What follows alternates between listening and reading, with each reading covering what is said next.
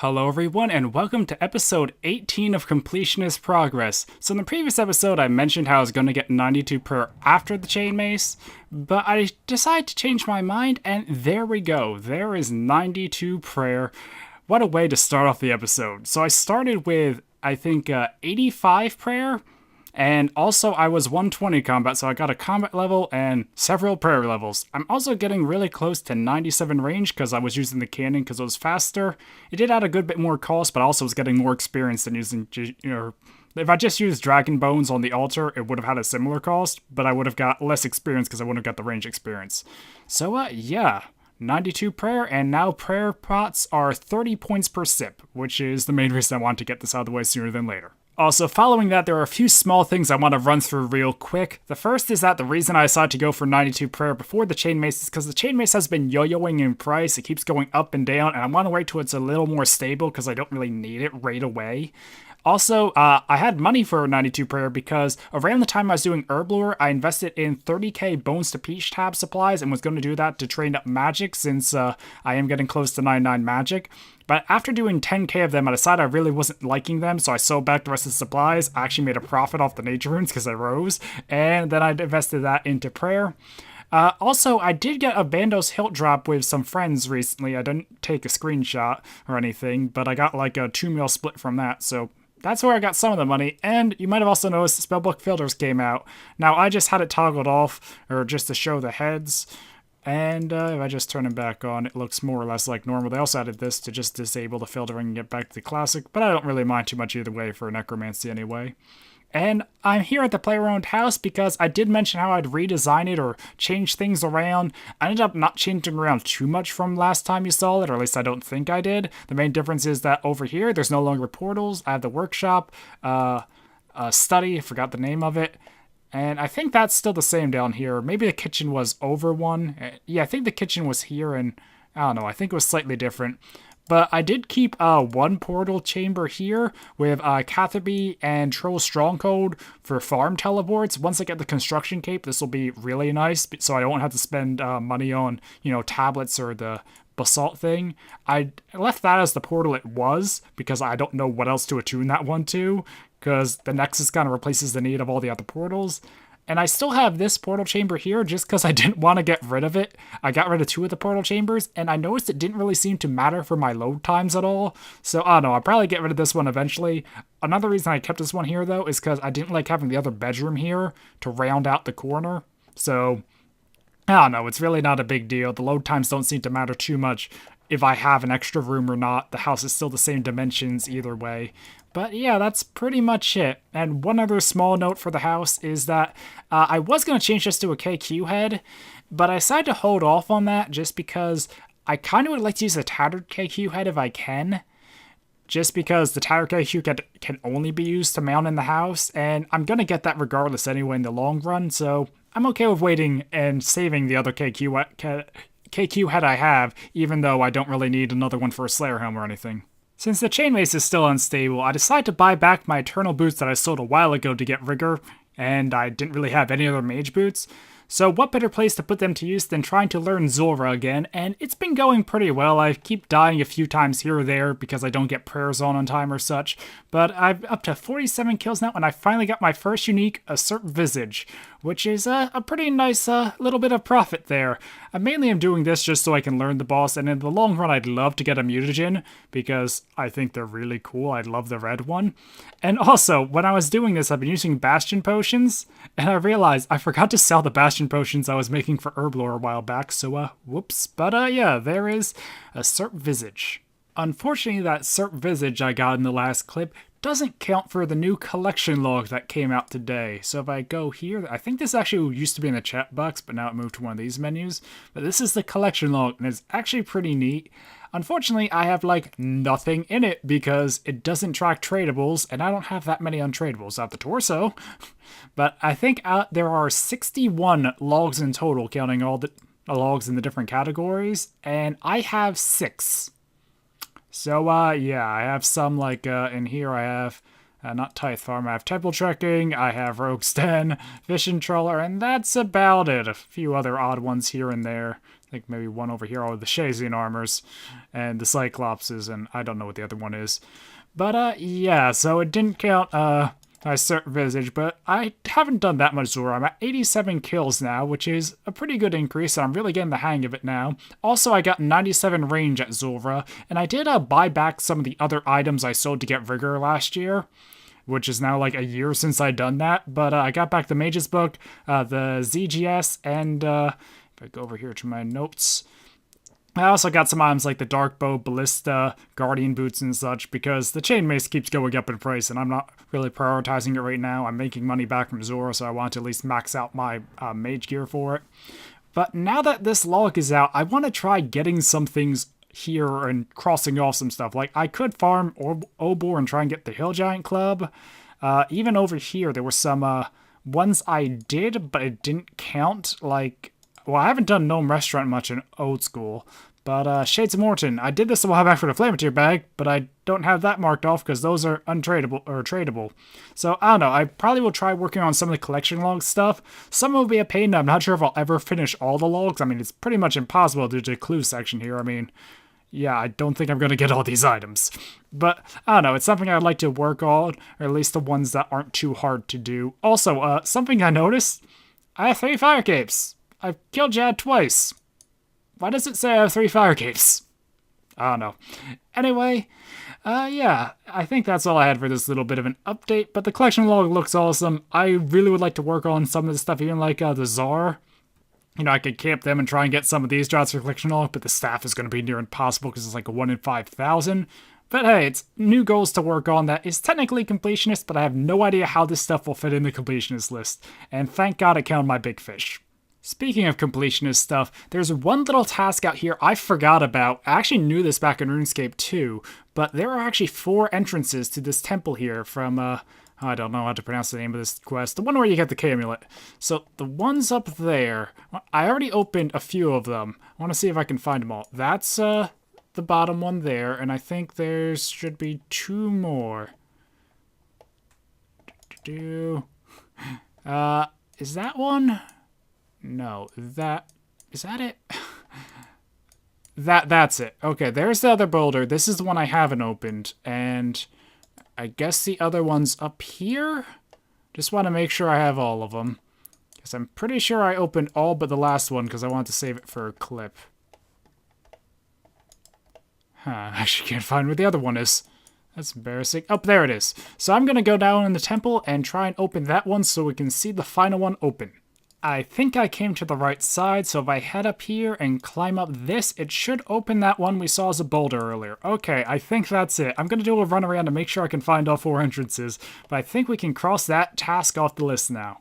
Also, since I've been working on 99 agility, getting a bit close to 96 now, I now have a lot of marks of grace, so I think it's about time I spend some of them to get the last 2 graceful recolors I need. So I'm going to buy the graceful now, then go recolor and show you when I'm done. Well, that put a decent dent in my stacks of marks of grace, but I think I should still have enough for when we get the black graceful or however many other recolors we get in the future. And also, I really hope these are the right colors because I went with what's in my notes, so we're going to find out now if I already have any of these. Okay, good, my notes were correct. And if I take off this and put this in here, we should now have every color of graceful. So there's Normal, Arceus, Hosidius, Lovakenge, Piscarilius, Shazian, Corinne, and Agility Arena. So ta-da, all the gracefuls are now completed. And I was going to change to actually the Arceus one, but I'm really liking the green graceful. It goes well with my farming cape, and I mainly use it for farming runs these days, so I think I'm going to stick with it. I figured the Shade Collection log would be a quick one to knock out, so I got 50 Shade Remains and Redwood Pyre logs, and just under that in keys. And my first inventory of 20 keys, I got 3 Amulet of the Damned, but I didn't get any Fine Cloth, so I really hope in my other 20 or so keys I managed to get Fine Cloth. So, when I went to do Shades, I thought the hard part would be getting the Amulet of the Damned, but it turned out I only got 1 Fine Cloth but 4 amulets. So if I open the little collection log here, you'll see I now have completed Shades of Morton, so I can cross that off the completionist list wherever I added on there. I'm not sure how I'm doing that still. And if I do a price check, that's actually pretty good, because I spent like 400k buying the oils and shade remains this time. I just used the redwood logs I already had. So if this all sells for the value, the amulets might not, but I don't know, it looks like I at least broke even, which is nice to see. Another small completionist task that I still need to do is called Copper's Collar. It was an Easter egg from Klein of Corinne and used wolf bones. Veos will talk about his pet dog that was, the story. It was around the Fremnik province, it was killed by wolves, and if you go kill wolves after triggering this dialogue, you can get his collar, and then you can bring it back to him. So now I'm gonna go see how long it takes me to get this collar. Well, that didn't take too long. I checked the bone crusher, it took me... Foxes don't drop bones. That was useless. But I got the collar here, which is actually just a recolored headband, and now to head back to Veos. And if I use the collar on Veos, we should, get the final dialogue. Okay, and that's that little, completionist task crossed off the list. Well, good thing I decided to use my last dose of potions and stay a bit longer, because I just got the Ghoul Champion Scroll. So I decided to work on this just because I kind of just stopped working on Champion Scrolls, and now that they're on the collection log, I have it more of a reason. Although I think getting the scroll is the collection log, and actually fighting the champion isn't collection log. I'm not sure. Either way, I got the Gold Champion Scroll. I'm not sure how much I'll be working on the others right now, but yeah, this one, I refilled it with 1k, but I think it was like probably around 1k, 1.5k kills, at least recently or in this session. I know I've killed ghouls before, but yeah, I think I got decently lucky on this scroll. So yeah, I think I'm getting close to like halfway the champion scrolls, which is pretty nice. In fact, the ghoul scroll puts me at halfway through the champions challenge because I already had 3 done and I had the giant scroll in my bag. So I think it's time we finally do some of these. So if I remember right from what I read anyway, the giant is melee only, and then the the ghoul is, this is melee only, and then the ghoul is weapons only. So hopefully I can do this with my gear here. I mean, these guys aren't super tough. The only thing I'm worried about, the giant here is, he uses melee, and I forgot to recharge my prayer. I just noticed that. But yeah, the giant here only uses melee, so he's not going to be much of an issue. But the hobgoblin uses melee and ranged. So that could pose a small issue, but I don't think it's going to be that big of a deal. So, actually click that again. There we go. Wait, can I not take the stuff in my inventory? Huh. Well, that's slightly concerning. I believe this area is instanced. Okay, and it does let me take the scroll.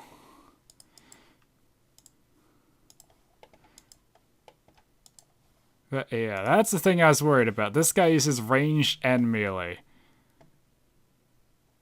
And I'm not hitting very well. And I can't bring any food.